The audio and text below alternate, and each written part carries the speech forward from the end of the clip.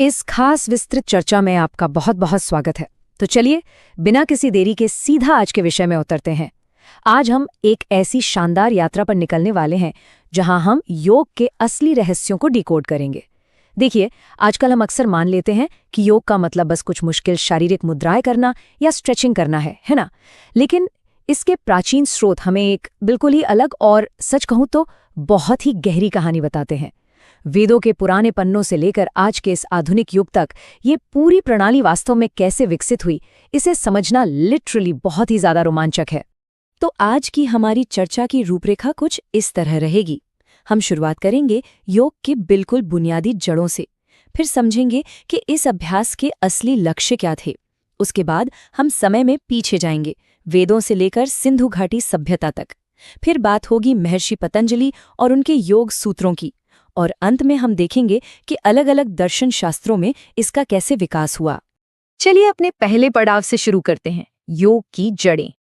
अब देखिए, किसी भी विषय की गहराई तक जाना होना तो सबसे बेहतरीन तरीका है उसके नाम को समझना। वो शब्द आया कहाँ से है, और यहीं से हमें पता चलता है कि ये अभ्यास सिर्फ एक्सरसाइज से कहीं बढ़कर है। दरअसल योग शब्द संस्कृत के एक मूल शब्द यानी धातु से बना है, जो है युज। युज के हमारे स्रोतों के अनुसार इस युज धातु के मुख्य रूप से 3 बहुत ही दिलचस्प अर्थ होते हैं। पहला है युज समाधौ, मतलब समाधि, और पता है इसे ही सबसे उपयुक्त और सटीक अर्थ माना गया है। दूसरा अर्थ है युज योगे, जिसका सीधा मतलब है जोड़ना या मिलाना, खासकर हमारी जीवात्मा का परमात्मा से मिलन। और तीसरा है युज संयमने, यानी खुद पर नियंत्रण करना या संयम रखना। तो अगर हम इन तीनों को मिला दें तो ये साफ हो जाता है कि ये पूरी की पूरी प्रणाली असल में मानसिक शांति, आध्यात्मिक जुड़ाव और गहरे आत्मनियंत्रण का एक पूरा पैकेज है। अब आगे बढ़ते हैं हमारे दूसरे भाग की तरफ। आखिर इस अभ्यास के लक्ष्य क्या हैं? शब्दों का अर्थ तो हमने समझ लिया, लेकिन अब सवाल ये है कि हजारों साल पहले हमारे पूर्वजों ने जिस सिस्टम को बनाया उसका असली टारगेट क्या था? भाई, उनका मकसद सिर्फ हमारे शरीर को फिट रखना नहीं था, उनका विजन बहुत बड़ा था। वो चाहते थे इंसान का संपूर्ण विकास, शारीरिक, मानसिक, आध्यात्मिक और यहाँ तक कि सामाजिक विकास भी। इसका एक बहुत बड़ा और क्रूशल लक्ष्य है त्रिविध तापों से आज़ादी पाना। अब ये क्या है? इसका मतलब है हमारे जीवन के 3 बड़े दुख, आधि भौतिक, आधि दैविक और आध्यात्मिक दुखों से पूरी तरह मुक्ति। वो चाहते थे कि हमारे मन में जो लगातार उथल पुथल चलती रहती है ना, जिसे चित्त वृत्तियां कहते हैं, वो शांत हो जाए और अंततः हमें मोक्ष या मुक्ति मिल सके। मतलब ये सिर्फ कोई रूटीन नहीं, बल्कि हर तरह की तकलीफ से आज़ाद होकर जीवन जीने की एक पूरी कला है। इन महान और ऊंचे लक्ष्यों को जानने के बाद मन में एक बहुत ही स्वाभाविक सा सवाल आता है, आखिर इतनी डीप और व्यवस्थित प्रणाली की शुरुआत वास्तव में कहाँ से हुई होगी? तो चलिए इसी सवाल का जवाब ढूंढने चलते हैं हमारे तीसरे भाग में, वेदों से सिंधु घाटी तक का ऐतिहासिक सफर। आइए थोड़ा इतिहास के पन्नों को पलटते हैं और सबसे पुराने साक्ष्यों को देखते हैं।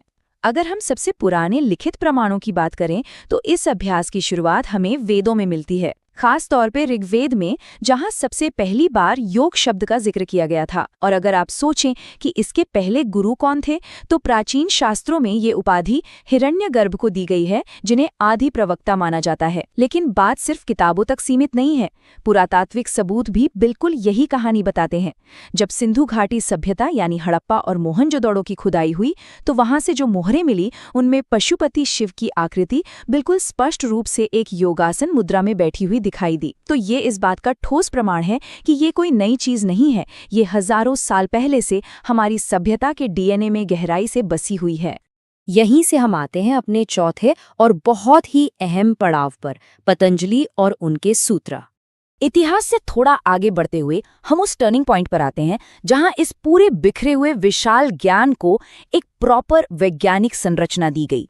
महर्षि पतंजलि को व्यवस्थित योग शास्त्र का जनक माना जाता है। उन्होंने किया क्या? उन्होंने इस पूरी विद्या को छोटे छोटे सूत्रों में पिरो दिया। उनका एक मास्टरपीस सूत्र है योगश्चित्त वृत्ति निरोधः। अगर इसे सिंपल भाषा में डिकोड करें तो इसका मतलब बस इतना है कि अपने मन या चित्त की जो चंचल वृत्तियां हैं, जो लगातार भागते हुए विचार हैं, उन्हें रोकना और नियंत्रित करना ही योग है। पतंजलि ने इसे सिर्फ एक विचार नहीं रहने दिया, बल्कि इसे एक ऐसा मजबूत दर्शन बना दिया जिसने आगे आने वाले हर विचारक और अभ्यासकर्ता के लिए एक एंकर का काम किया। ये मन की गहराइयों को समझने का एक स्पष्ट विज्ञान था। अब चलते हैं हमारे आखिरी और 5वें भाग की ओर, योग के विकसित होते दर्शन। पतंजलि के इस व्यवस्थित दृष्टिकोण के बाद भी ये अभ्यास वहीं रुक नहीं गया।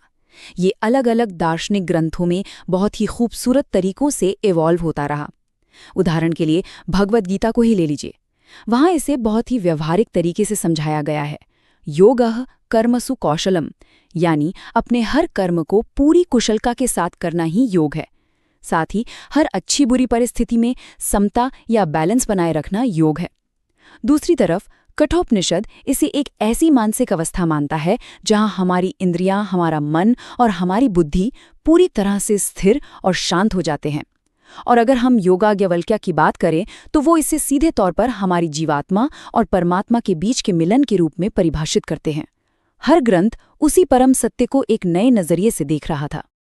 और अब जो बात हम आगे देखने वाले हैं वो सच में बहुत ही दिलचस्प है, क्योंकि जैसे जैसे हम पुराणों और हठ योग की परंपराओं की तरफ बढ़ते हैं, परिभाषाएं थोड़ी और ऊर्जावान और प्रतीकात्मक हो जाती हैं। श्रीमद् भागवत इसे हमारे सारे दुखों को खत्म करने वाले एक अचूक उपाय की तरह देखता है। वहीं शिव पुराण में इसे एक ब्रह्मांडीय घटना माना गया है, यानी शिव और शक्ति का महान मिलन। लेकिन जब हम हठ योग प्रदीपिका जैसे ग्रंथों को पढ़ते हैं तो पूरा फोकस हमारे शरीर की आंतरिक ऊर्जा पर आ जाता है। वहां इसे हमारे प्राण और अपान वायु का मिलन या फिर सूर्य और चंद्र नाड़ियों के मिलन के रूप में समझाया गया है।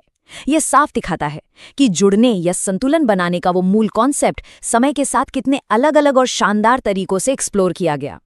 तो यहाँ सबसे क्रूशियल पॉइंट ये है कि युज के उस शाब्दिक अर्थ से लेकर पतंजलि के सूत्रों और हठ योग के इन डीप एनर्जी कॉन्सेप्ट्स तक हमने एक बेहद ही समृद्ध और पावरफुल विरासत देखी है।